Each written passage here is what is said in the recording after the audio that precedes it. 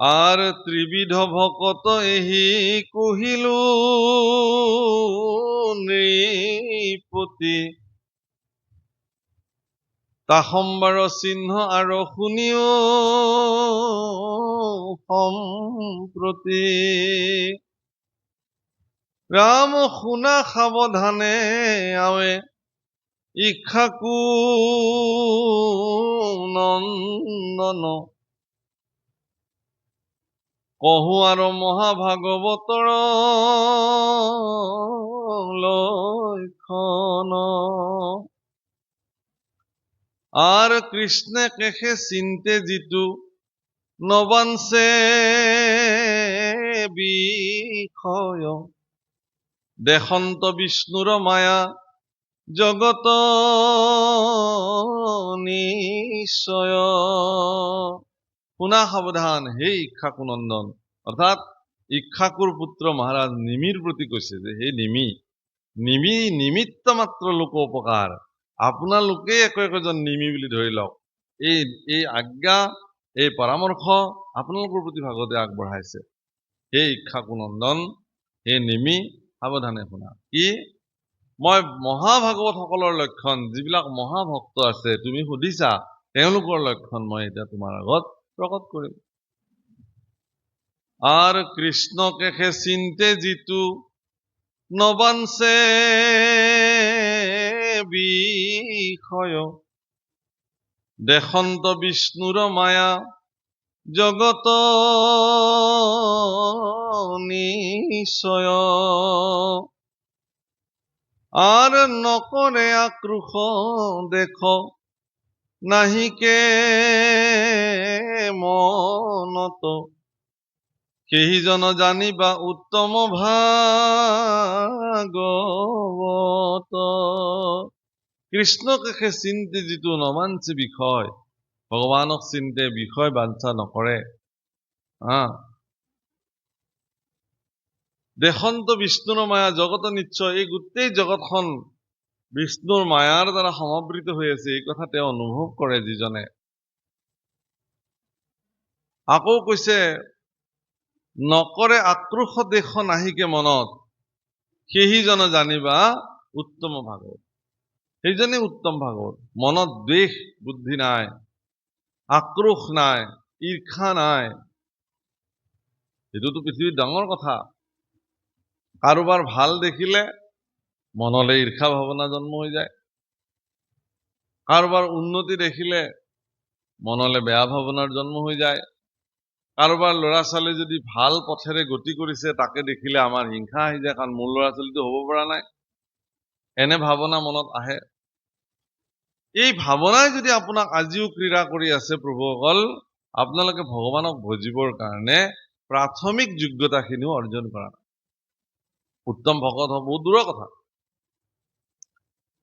সেইকাৰণে প্ৰথমতে ঈৰ্ষা শূন্য হৈ মনুষ্যসকলে ভগৱানক ভজিব লাগে কাৰোবাৰ ভাল দেখিলে আপুনি আনন্দিত যদি হৈছে ভিতৰৰ পৰা বাহ বঢ়িয়া সুন্দৰ আৰু হওক ঈশ্বৰে আৰু কল্যাণ কৰক মোৰ ঘৰৰ কাষৰ ল'ৰা এটা যদি দস্যু ডকাইত হয় তাৰ পৰাতো কোনোবাই না মোৰো বিপদ আছে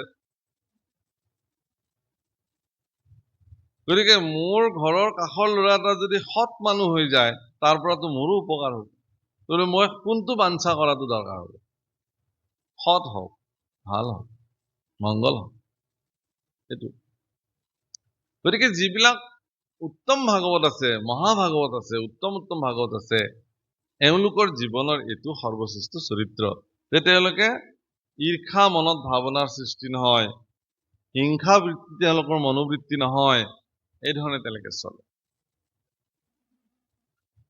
হীৰা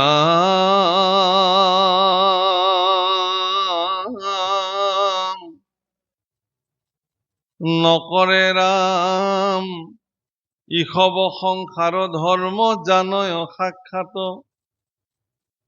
নোহে বিমোহিত চিত্ত কদাচিত তাত কোনবিলাক ধৰ্ম জন্ম মৃত্যু ক্ষুধা তৃষ্ণা ভয় পৰিশ্ৰম দেহ প্ৰাণ বুদ্ধি মন ইন্দ্ৰিয় ধৰ্ম এইবিলাক এই সংসাৰৰ ধৰ্ম বুলি তেওঁলোকে জানে। নামঘোষাত মাধৱ পুৰুষে এভাগ শ্লোকত পদত মনুষ্য তনুক কি বুলি কৈছে? অপবৰ্গযোগ্য নৰতনু এইটো বুলি শব্দ ব্যৱহাৰ কৰিছে। অপবৰ্গ। অপবৰ্গ মানে কি? পবৰ্গত কি কি আমাৰ হেৰি আছে, বৰ্ণ আছে? প, ফ, ব, ভ, ম। এই 5টা প বৰ্গত আছে। ক বৰ্গত যেনেকে ক, খ, গ, ঘ, ঙ আছে, প বৰ্গত প, ফ, ব, ভ, ম আছে এইকেইটা। এই প বৰ্গত প্ৰথমতে প মানে পৰিশ্ৰম, পৰিশ্ৰমৰ পিছত ফল, সেইকাৰণে ফ আহিছে। তাৰপিছত প, ফ, ব,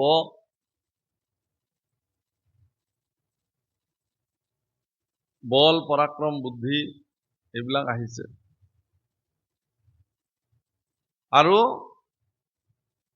ম, প, ফ, ব, ভ, ভ অৰ্থে মানে ভয়, বতে বিষয়, পৰিশ্ৰম আহিছে, ফল আহিছে, বিষয় আহিছে, তাৰপিছত ভয় আহিছে, আৰু মতে মৃত্যু। এইকেইটা নিশ্চিত মানুহৰ জীৱন। কিন্তু এইকেইটাৰ বিপৰীতে মনুষ্যসকলৰ জীৱন অতিবাহিত হ'ব পাৰে। সেইটোক অপবৰ্গ বুলি কৈছে। সেইকাৰণে যিকেইটা নকৰিলেও হ'ব। তাৰমানে তেওঁ যিদিনাখন জানিব যে মই বেলেগ, মোৰ শৰীৰটো বেলেগ, সিদিনাখনৰ পৰা তেওঁৰ পৰিশ্ৰম কেৱল শৰীৰৰ বুলি ভাবিব। তেওঁৰ নহয়। পৰিণাম শৰীৰে ভোগ কৰিব, তেওঁ নকৰে। বিষয় সুখ শৰীৰে ভোগ কৰিব, তেওঁ নকৰে। ভয় শৰীৰৰহে আছে, মোৰতো ভয় নাই, কাৰণ মইতো অজ, মইতো নমৰোৱে, আত্মাটো অজ। গতিকে সেইকাৰণে মনুষ্য শৰীৰে এই কথাটো চিন্তিব পাৰে, বাকী বিলাকে নোৱাৰে। আমি যিবিলাক বিষয়ী ভোগ, যিবিলাকে বিষয়ী সুখ ভোগ বুলি ভাবো, সেইবিলাক গাহৰি, কুকুৰ, শিয়াল, গৰু, গাধ সকলোৰে জীৱনত প্ৰাপ্তি। বিষয়ৰ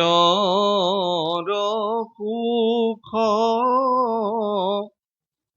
সুকৰ কহু পাইয়াৰে হৰি পদ সেৱা মানৱীবিনে নাই। বিষয়ৰ সুখ সুকৰো কহু পায়। সুকৰ মানে গাহৰি। গাহৰিৰ জীৱনতো মনুষ্য বিষয় সুখসমূহ প্ৰাপ্তি হ'ব। কিন্তু হৰিৰ চৰণ সেৱাৰ যি সুখ, ই মনুষ্য ব্যতিৰেকে বেলেগৰ নাই। সেইকাৰণে সমস্ত জীৱৰ ভিতৰতে মনুষ্যক শ্ৰেষ্ঠ জীৱ বুলি স্বীকৃতি দিয়ে।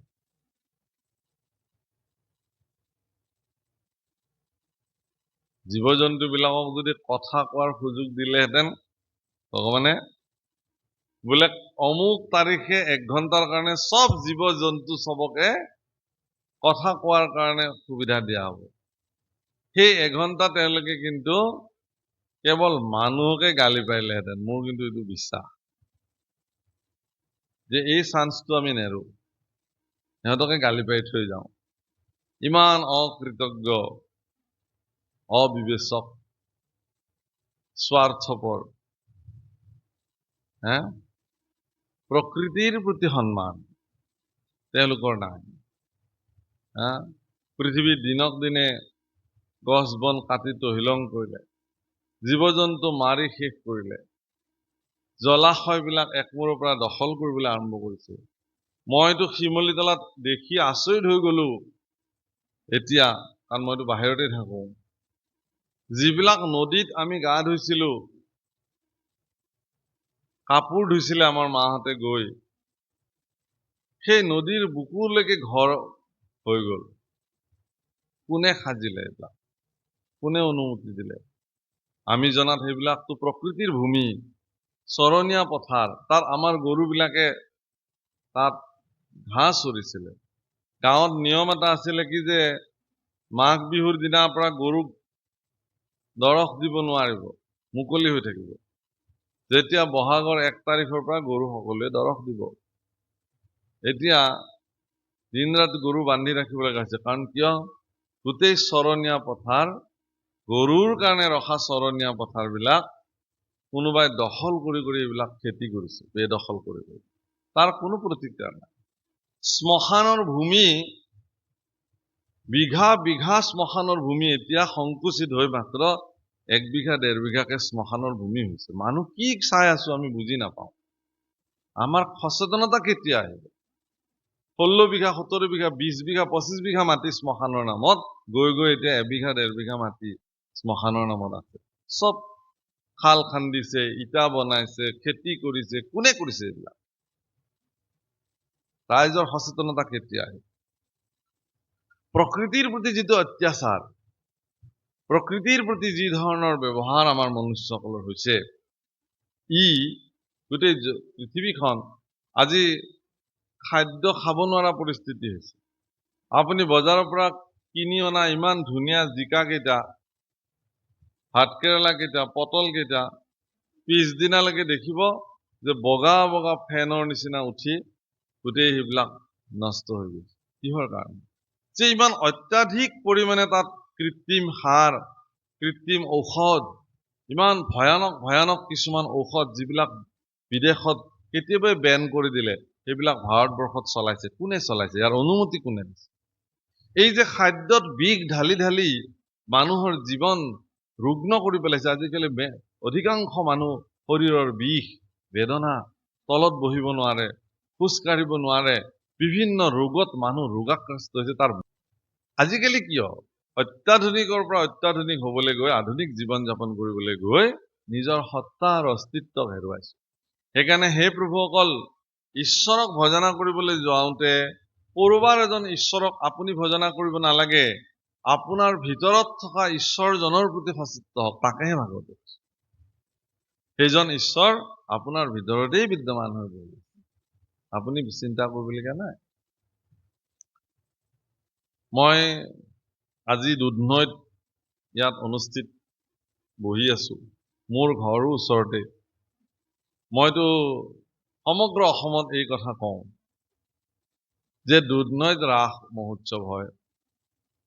দুধনৈ ৰাস মহোৎসৱৰ বিশেষত্বতা কি? সদায় ভাগৱত পাঠ হয়। অসমৰ ভিন্ন প্ৰান্তৰ পৰা সজ্জনসকল, ভাগৱতীসকল আহি ভাগৱত পাঠ কৰে। আৰু কিমান ধুনীয়া এটা বাতাবৰণত, এটা পৰিৱেশত দুধনৈ ৰাইজে ৰাস খলাত ভাগৱত শ্ৰৱণ কৰে। পিন ড্ৰপ চাইলেণ্ট, কোনো হুলস্থুল নকৰে। সময়ত আহি সকলোৱে বহি থাকে আগতীয়াকে, কৃষ্ণ কথা শুনিব, ভোগ আদি ল'ব, ধুনীয়াকে গুচি যাব। এনেকুৱা বাতাবৰণ অসমত খুব কম, মানে দেখিবলৈ পোৱা নাই। পূজা বুলি ক'লে, ৰাস বুলি ক'লে এটা হুলস্থুলীয়া পৰিৱেশ, মাইক বাজি থাকিব, অমুক তমুক, ইয়াতো বাজে, ইয়াতো হ'ব। কিন্তু ভাগৱতৰ কাৰণে যিটো বাতাবৰণ দুধনৈ ৰাইজে নিৰ্মাণ কৰি পেলাই, সেইটো সঁচাকে শলাগ ল'বলগীয়া। দুধনৈ ৰাইজৰ এই প্ৰয়াস সঁচাকে শলাগ ল'বলগীয়া।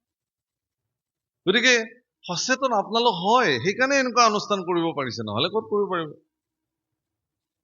গতিকে এই অনুষ্ঠানবিলাকৰ জৰিয়তে আচলতে আমাৰ সকলোৰে ভিতৰত বিদ্যমান হৈ থকা ভগৱানক আমি জাগৃত কৰি ল'ব লাগে, জগাই ল'ব লাগে। হে প্ৰভু, তুমিতো মোৰ ভিতৰতে আছা, মোক সৎ বুদ্ধি দিয়া, যাতে মই সমাজত সৎকৰ্ম সাধন কৰিব পাৰো। কথা ইমান। হে ৰাম,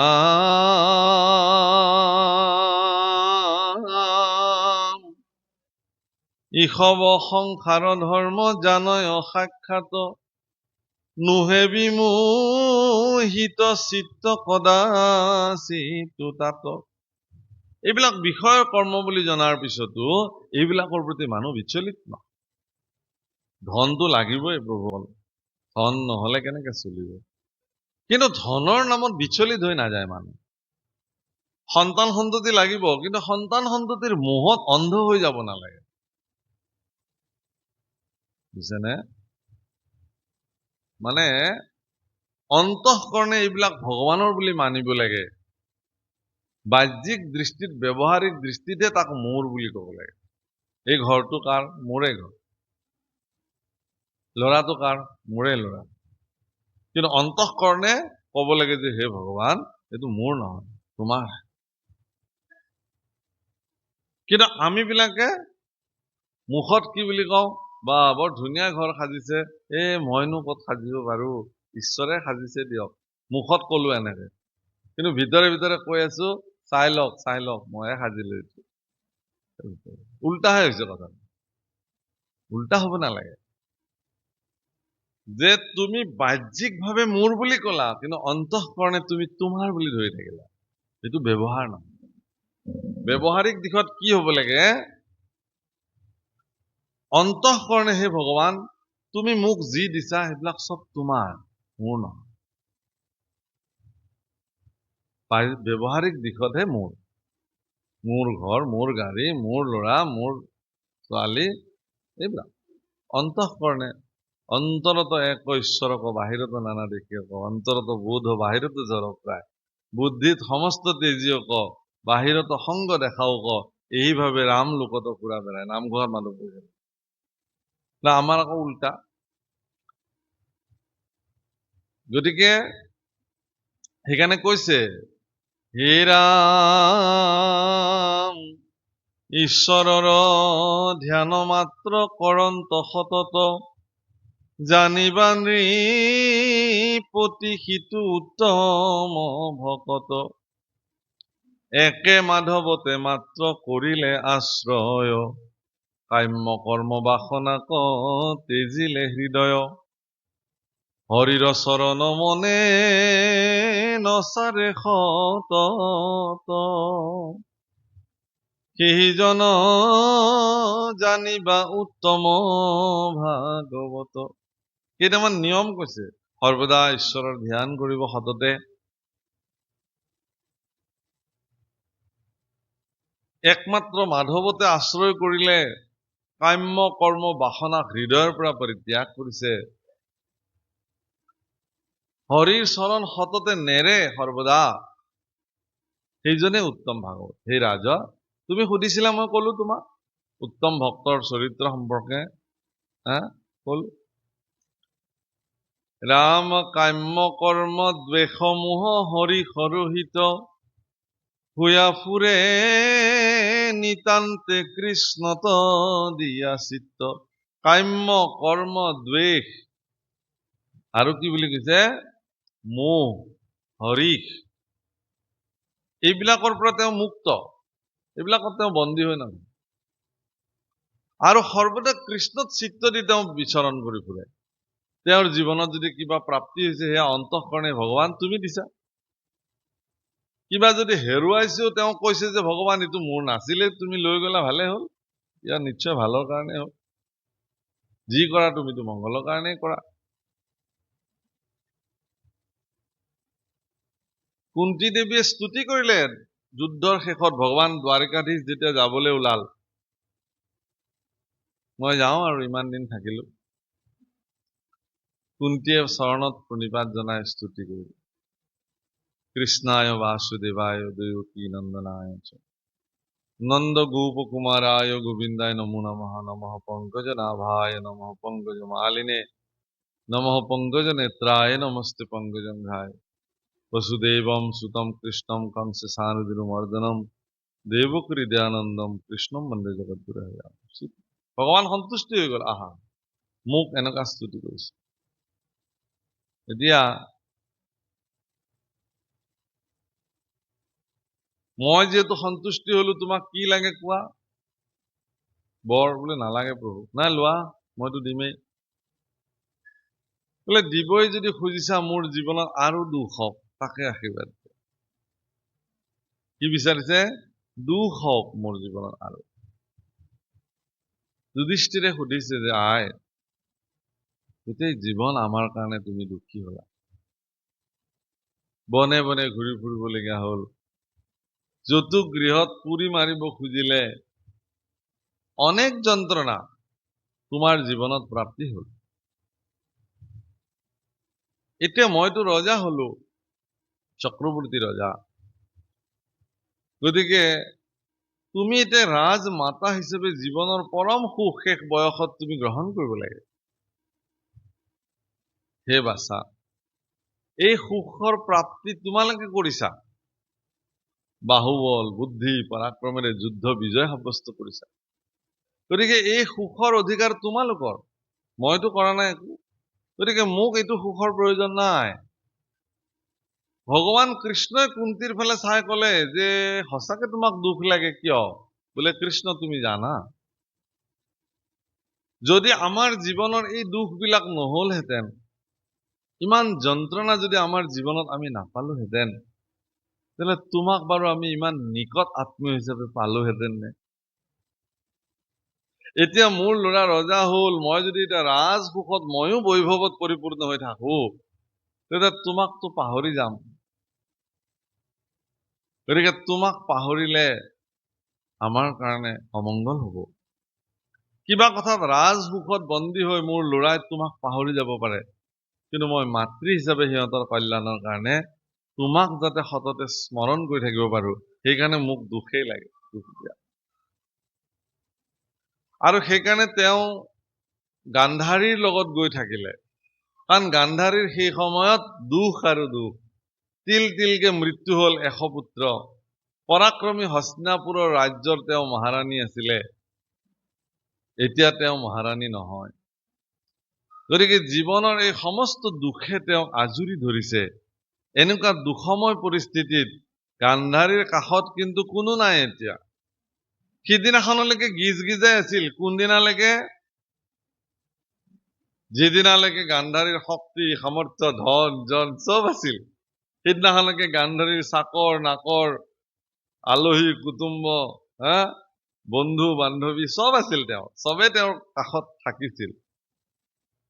কিন্তু যিহেতু এতিয়া তেওঁৰ একো নাই, সেইকাৰণে এতিয়া গান্ধাৰীৰ কাষত কোনো নাই। কুন্তী দেৱীয়ে কৈছে, কোনো নাই নহয়, মই আছো, মই থাকিম এতিয়া তোমাৰ লগত। কিন্তু কুন্তী দেৱী যেতিয়া দুখত পৰি আছিলে, এই মানসিকতা কিন্তু গান্ধাৰীৰ সৃষ্টি হোৱা নাছিলে। এতিয়া আপোনালোকে ভাবক, গান্ধাৰীৰ সন্তান আৰু কুন্তীৰ সন্তানৰ মাজত সংস্কাৰৰ পাৰ্থক্য থাকিব নে নাই? নিশ্চিত। সেইকাৰণে মাতৃসকল জগতৰ প্ৰথম গৰাকী প্ৰবক্তা সন্তানৰ কাৰণে। মাতৃগৰাকী সন্তানৰ প্ৰথম গৰাকী প্ৰবক্তা শিক্ষাৰ, কাৰণ মাতৃয়ে যি শিক্ষা প্ৰদান কৰিব, গৰ্ভৰ পৰাই সেই শিক্ষা আৰু সংস্কাৰ সন্তানে লগত লৈ আহে। এটাকে মাতৃ পিতৃৰ সংস্কাৰত এটা সন্তানৰ চৰিত্ৰ গঠন হয়, আৰু সেই চৰিত্ৰৰ দ্বাৰা সন্তানসমূহ সমাজত নিজক প্ৰতিষ্ঠিত কৰে। এতেকে এই কথা সকলোৱে জনা দৰকাৰ। হে ৰাম, হৰি কথা তেজিয়াই আনন্দে নেদে মন, কৈলো ভকতৰ ৰাজা যেন প্ৰৱৰ্তন। ৰাম জন্ম কৰ্ম বৰ্ণাশ্ৰম কুল আদি যত, উত্তম বুলিয়া গৰ্ব নুপুজে দেহত। অভিমান শূন্য হুয়া হৰি ভজই, হৰিৰ পৰম প্ৰিয় সেহি জন হৈ। আৰ কহিলু নৃপতি যেন ভক্তৰ লক্ষণ, আসম্বাৰ স্বভাৱ শুনিও এই ক্ষণ। প্ৰৱৰ্তন কলো মই, এইবিলাক ভক্তৰ প্ৰৱৰ্তন, এনেধৰণে তেওঁলোকে প্ৰৱৰ্তি থাকে। স্বভাৱ কম, তুমি স্বভাৱ সুধিছা, ভক্তলোকৰ স্বভাৱ কি? আৰ সকলো লোকত সম শান্ত নিৰুপম, ৰাম নকৰে আপোন পৰ বুদ্ধি ধন বিত্তে, সমস্তৰে একে আত্মা জানে যিটো চিত্তে। সকলো লোকত সম শান্ত নিৰুপম, চিনিবা নৃপতি সিটো উত্তম ভকত। এক নিমিষাৰ্ধ যদি এৰে হৰি পদ এতেকতে মিলে আশী ত্ৰলৈক সম্পদ তথাপি ক্ষণাৰ্ধনেৰে কৃষ্ণৰ চৰণ সেহি মহাসাৰ জানি কৰন্ত স্মৰণ। কোনোবাই যদি ভক্তক কয় যে আপোনালোকে এক মুহূৰ্তৰ কাৰণে কৃষ্ণ সেৱা বাদ দিয়ক, আপোনাক ত্ৰৈলোক্যৰ সম্পত্তি দিয়া হ'ব, ভক্তই কিন্তু এইটো কাম নকৰে। নালাগে আমাক ত্ৰৈলোক্য সম্পত্তি, কৃষ্ণৰ চৰণ সেৱা এক মুহূৰ্ত মোৰ জীৱনৰ পৰা পৰিত্যাগ কৰিব নোৱাৰে। ইমান দৃঢ় কৃষ্ণৰ ভক্তি, কৃষ্ণৰ প্ৰতি সেৱা মনোবৃত্তি, তাৰ যিটো ধাৰাবাহিকতা, সেইটো তেওঁ কেতিয়াও নেৰে। হে ৰাম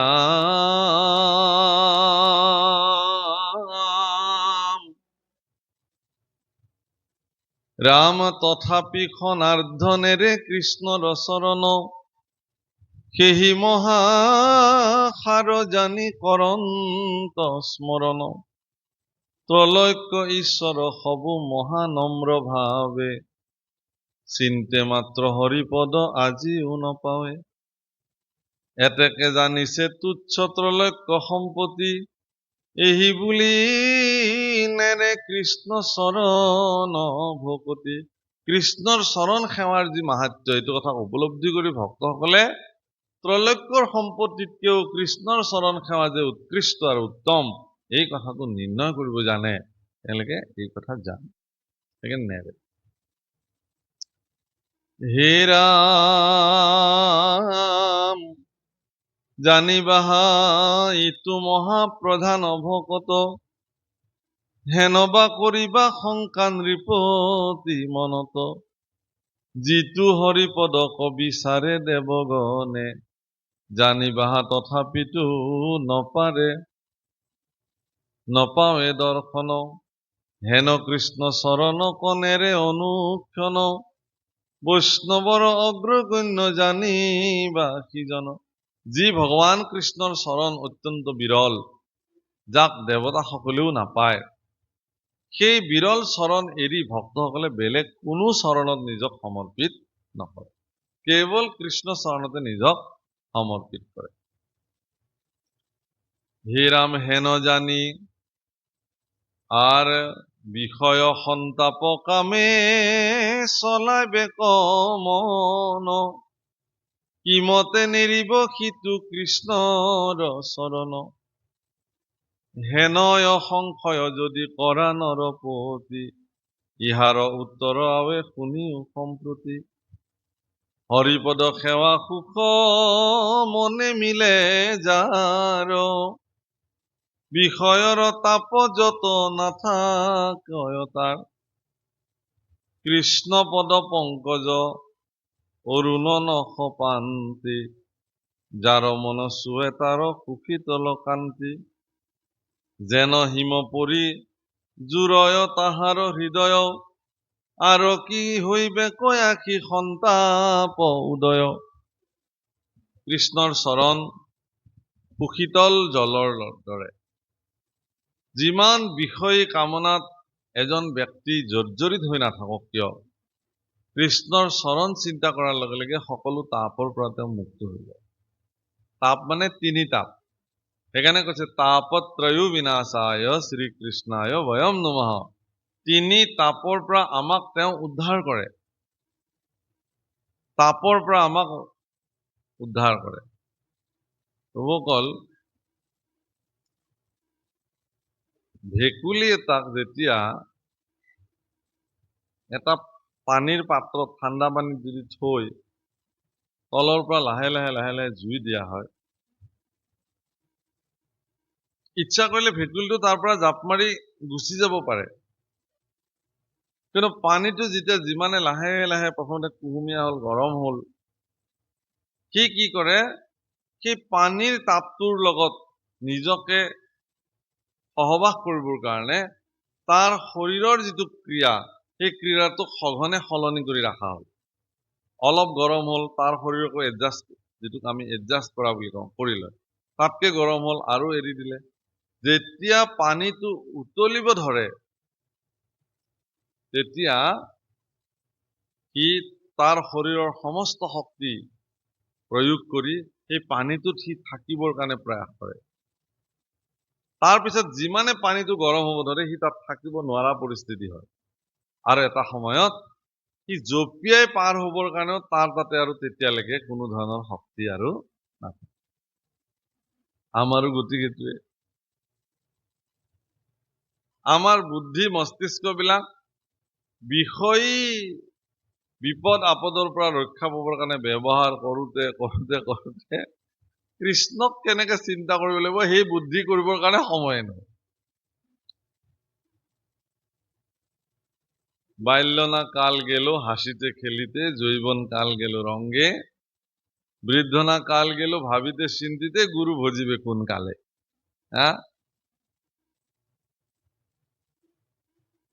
গতিকে এই হল কথা। আমি বিলাকে সময় থাকোঁতেই ভাবিব লাগে। ভাবিও কৰ কাম, কৰিও ভাৱনা। ভাবিব লাগে এইকাৰণে যে শক্তি সামৰ্থ্য এইবিলাকক কৃষ্ণ ভক্তি ভজনাতো প্ৰয়োগ কৰিব লাগে, তেওঁ কামত দিব।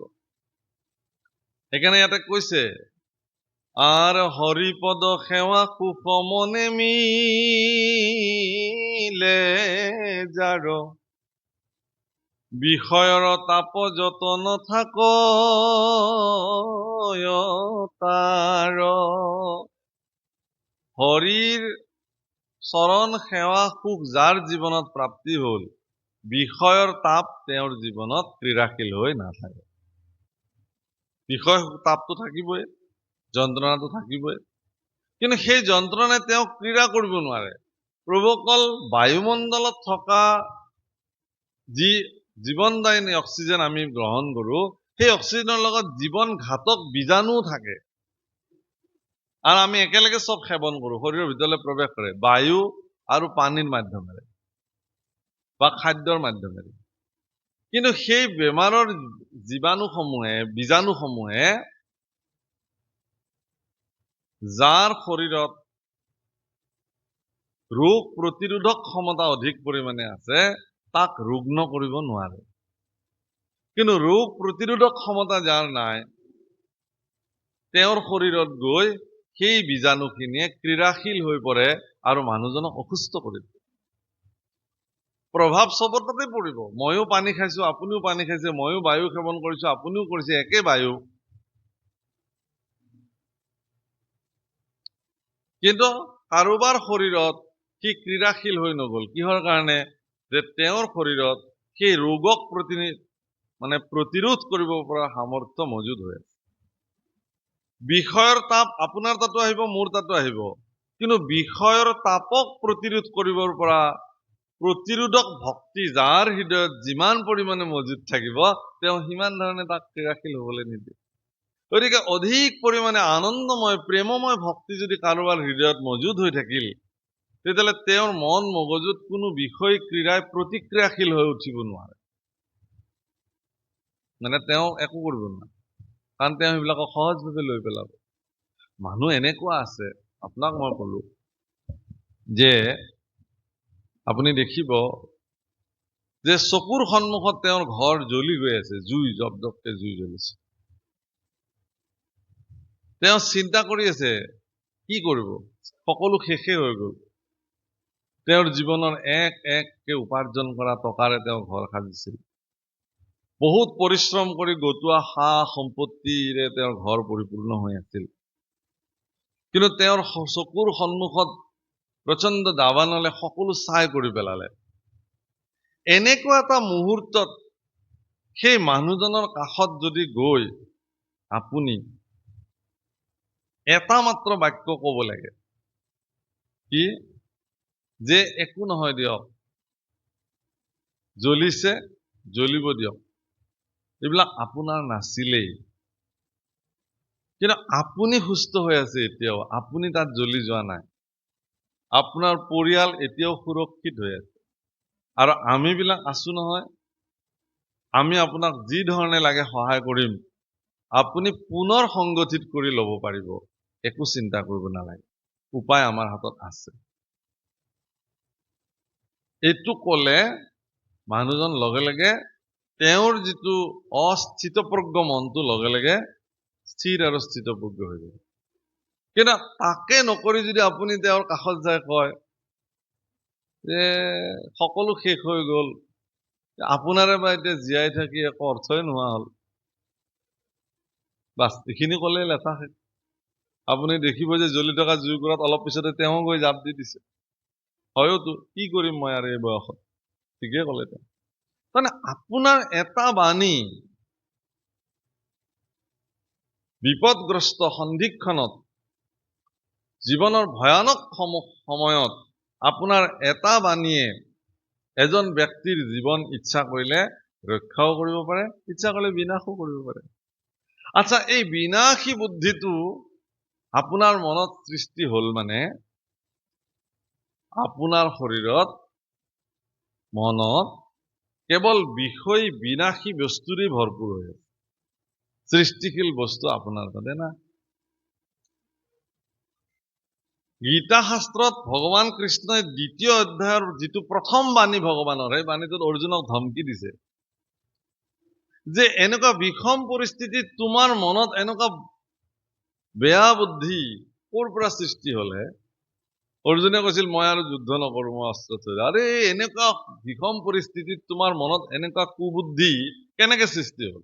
এনেতো সৃষ্টি হ'ব নালাগে নহয় বুলি গালি, প্ৰথম বাক্য ভগৱানৰ গীতাত। আৰু শেষ বাক্য ভগৱানৰ কি? যে মোৰ ক'ব লগাখিনি ক'লো, হে অৰ্জুন তোমাৰ ইচ্ছা, তুমি যি কৰা।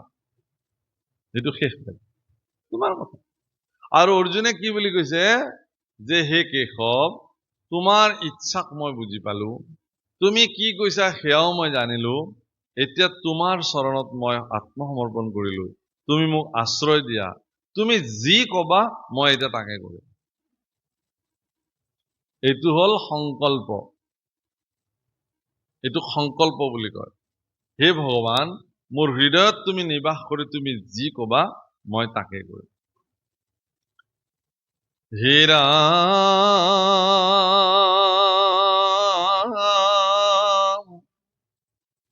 যেন চন্দ্ৰ উদয়ে সূৰ্যৰ গুছে তাপ, ভক্তৰনো হয় তেনে বিষয় সন্তাপ, শুনা ৰাজা যেন আৰু তাসম্বাৰ বাক,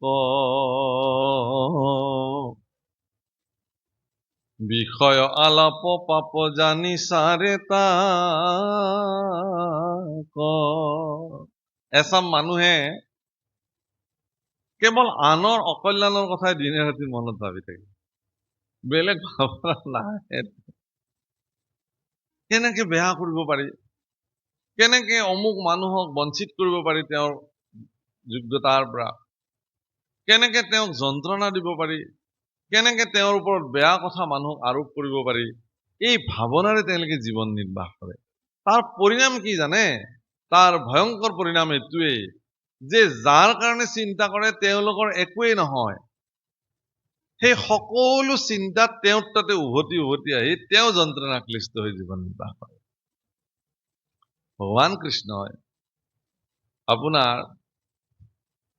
ধৃতৰাষ্ট্ৰক এটা বেলেগ ধৰণৰ বাক্য কৈ দিছিল, সেই বাক্যটো যদি ধৃতৰাষ্ট্ৰই শুনিলেহেঁতেন কুৰুক্ষেত্ৰৰ যুদ্ধই নহলহেঁতেন, আৰু তেওঁৰ 100 পুত্ৰক মৃত্যু দিব লগাও নহল। হে মহাৰাজ যুধিষ্ঠিৰ, হে মহাৰাজ ধৃতৰাষ্ট্ৰ, যুধিষ্ঠিৰ অজাত শত্ৰু ব্যক্তি।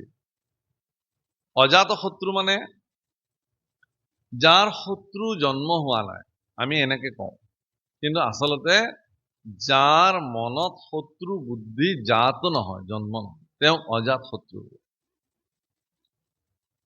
যদি পৃথিৱীত এনেকুৱা মানুহ আছে, বহুত আছে, যিসকল অজাত শত্ৰু, যাৰ মনত কাৰো প্ৰতি শত্ৰু ভাৱাপন্নৰ সৃষ্টি নহয়, এনেকুৱা ব্যক্তিক যদি কোনোবাই শত্ৰুতা কৰে, তাৰ সবংশে তিল তিলকে নাশ হৈ যায়, তাৰ দুখত কান্দিবলৈও কোনো নাথাকে, ভগৱানে এই বুলি কৈছিল। যুধিষ্ঠিৰৰ নিচিনা এগৰাকী অজাত শত্ৰুৰ অকল্যাণ যদি মহাৰাজ আপুনি চিন্তা কৰে, তেতিয়াহ'লে আপোনাৰো একে গতি হ'ব। সাৱধান মানি দিছিলে, কিন্তু তেওঁলোকে নুশুনিলে। সেইকাৰণে এটা কথা আপোনালোকক কওঁ, আনন্দিত হৈ থকাৰ একমাত্ৰ উপায় হ'ল আনৰ অকল্যাণ কেতিয়াও চিন্তা নকৰিব, কল্যাণ চিন্তা কৰক। আমাৰতো প্ৰাৰ্থনাই তেনেকুৱা, ওম সৰ্বে ভৱন্তু সুখিনঃ সৰ্বে সন্তু নিৰাময়া সর্বে ভদ্রাণি পশ্যন্তু মা কশ্চিৎ দুঃখভাগ ভবেৎ। ওম শান্তি শান্তি শান্তি। সর্বে ভৱন্তু সুখিনঃ, সকলো সুখ হৈ থাকক, সুখেৰে থাকক, সকলোৰে দুখ দূৰ হৈ যাওক, সকলো নিৰোগী হৈ থাকক। ঘৰখনত এজন মানুহ ৰোগী হৈ থাকিলে গোটেই পৰিয়ালটোৰ বেয়া লাগি থাকে। গাঁওখনত এজন মানুহ যদি তেনেকুৱা ৰোগ নহয়, গোটেই গাঁওখনৰ কাৰণে বেয়া লাগি থাকে, মানুহজন বৰ ৰোগী হৈ গ'ল। সেইকাৰণে আমি কামনা কৰিব লাগে যে কাৰো ৰোগ নহওক, কাৰো বেয়া নহওক, সকলোৱে সুখে সন্তোষে থাকক, শান্তিময় বাতাবৰণ নিৰ্মাণ হৈ থাকে। হে ৰাম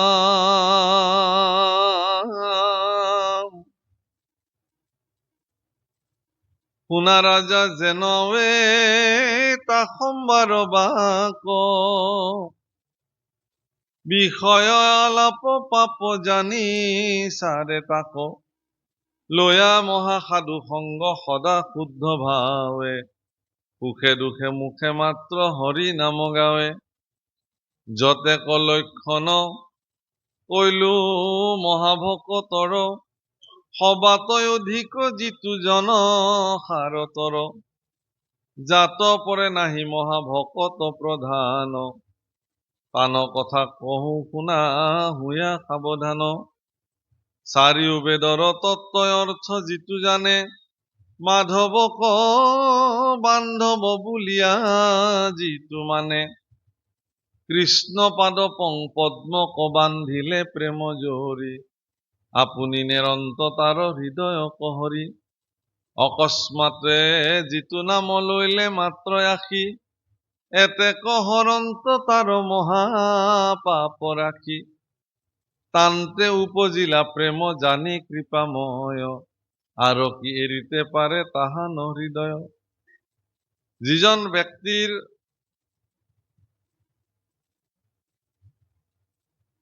কি বুলি কৈছে,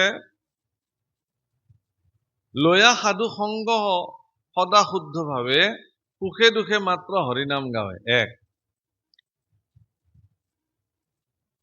সবাতকে অধিক সেইজন যিজনে অত্যন্ত সাৱধান চিত্তেৰে কৃষ্ণ কথা শ্ৰৱণ কৰিব পাৰে। কোনোবাই যদি কৃষ্ণ কথা কয়, সাৱধান চিত্তে শ্ৰৱণ কৰিব। চাৰিও বেদৰ তত্ত্ব যিজনে জানে, কি বুলি জানে, যে মাধৱ বান্ধৱ ব্যতিৰেকে মোৰ আৰু বেলেগ বান্ধৱ নাই, তেওঁ পৰম সজ্জন। কৃষ্ণ পাদ পদ্মক বান্ধিলে প্ৰেম জৰি, আপুনি নিৰন্ত তাৰ হৃদয় কহৰি। কৃষ্ণ পাদ পংকজক হৃদয়ত যিজনে ধাৰণ কৰিলে, সেইজনক আৰু ভগৱানে কেতিয়াও এৰি নিদিয়ে। হে ৰাম আৰ এতেক হৰন্ত তাৰ মহাপাপ ৰাখি, তান্তে উপজিলা প্ৰেম জানি কৃপাময়, আৰু কি এৰিতে পাৰে তাহান হৃদয়, নেৰতান ভকতে সে হৰিক প্ৰবন্ধি, হৰিও নেৰন্ত তাংক প্ৰেমে হুয়া বন্দী, এতেকে যতে কৈলো ভকত প্ৰধান, জান ৰাজা কহো নহে ইহান সমান, উত্তমত উত্তম সেহিকে ভাগৱত, উপজিলা প্ৰেম যাৰ হৰি স্মৰণত। উত্তমতকে উত্তম সেইজন যিজনে ঈশ্বৰ স্মৰণ কৰাৰ লগে লগে তেওঁৰ প্ৰেম উপজি আহে। হে ৰাম এহি কথা এহি কহি হবি সিদ্ধ মৌন হুয়া আছে, দেখি প্ৰণিপাতে ৰাজা পুছিল অন্ত পাছে, পরম ঈশ্বর কৃষ্ণ জগতর স্বামী, তাহান মায়াক জানিবাক চাও আমি। হে রাম ব্রহ্মাদিকু মোহে জিতু জিতু পুন মায়া, কহিওক সিদ্ধ হব যদি থাকে দায়া। হেনবা বুলিবা জিতু কহিলু ভকতি, তাকে জানি ভইলা তুমি কৃতাৰ্থ সম্প্ৰতি। নলাগে জানিবা আৰ বিস্তৰ তোমাৰ, শুনিওক সিদ্ধ হব সিদ্ধান্ত ইহাৰ।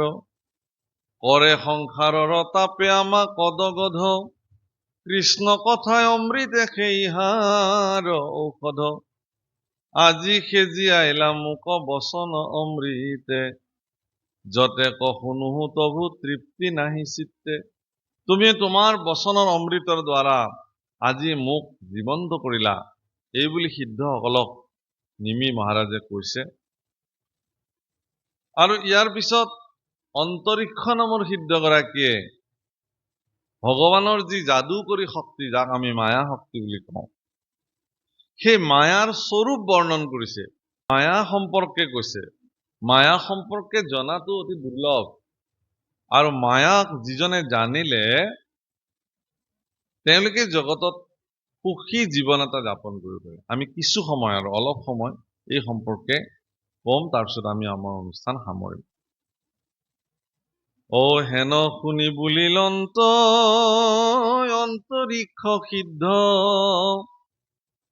শুনা ৰাজা যিটো মায়া জগত প্ৰসিদ্ধ। প্ৰত্যেকে দেখাইবে তাক কাহাৰ শকতি, মায়াৰ কাৰ্যক কহু শুনি নৃপতি। হে মহাৰাজ, মায়াৰ এইখিনি কাৰ্য বুলি প্ৰত্যক্ষ ৰূপত দেখুৱাব কাৰো শক্তি নাই। কাৰণ মায়া এনেধৰণে প্ৰভাৱিত হৈ আছে, সেই মায়াৰ আচ্ছাদনত আমিবিলাকো তাত সোমাই আছো। গতিকে আমি কেনেকে বুজিম? কিন্তু নামঘোষাত মাধৱ পুৰুষে মায়াৰ সংজ্ঞা দাঙি ধৰিছে। কি বুলি কৈছে? অবস্তুক দেখাৱন্ত বস্তুক আৱৰি, এহিতো মোহৰ মায়া জানা নিষ্ঠ কৰি। যিটো অবস্তুকে বস্তু বুলি দেখুৱায়, আৰু বস্তুটোকে অবস্তু বুলি দেখুৱাটোৱে হল মায়া। আৰু এই মায়াৰ মানে চূড়ান্ত প্ৰভাৱ, সেইকাৰণে আমিবিলাকে ধৰিব নোৱাৰো। মায়াৰ যি প্ৰভাৱ, তাৰ পৰা আমি মুক্ত হ'ব নোৱাৰো। মায়াক জানিবৰ কাৰণে মায়াৰ পৰা ঊৰ্ধত অৱস্থান কৰিব লাগিব, যিটো সম্ভৱেই নহয়। অৱশ্যে তেনেকুৱা ব্যক্তিও নথকা নহয়। মহামুনি সুখদেও মায়াৰ ঊৰ্ধত আছিল, মায়াত থাকিও। সেইকাৰণে তেওঁ মায়াৰ বৰ্ণনা কৰিব জানিছিল। মহাৰাজ পৰীক্ষিতক এই সম্পৰ্কে বৰ্ণন কৰিছে। প্ৰভুসকল, অহংকাৰ এটা এনেকুৱা বস্তু, আপুনি যে ভুল ৰাস্তাৰে গৈ আছে, অহংকাৰে আপোনাক জানিবলৈ নিদিয়ে। সেইটোৱে অহংকাৰৰ বাহাদুৰ। সেইকাৰণে তাৰ হৰণ ধৰিব নোৱাৰে, তাক প্ৰভাৱটো কোনো ধৰিব নোৱাৰে। আৰ অনাদি পুৰুষ কৃষ্ণ জগত কাৰণ, সৃজিলা মায়াক সঙ্গে লয়া ভূতগণ। জীৱৰ বিষয় সুখ নিমিত্তে ঈশ্বৰ, পঞ্চভূতে সৃজিলা বিবিধ কলেবৰ।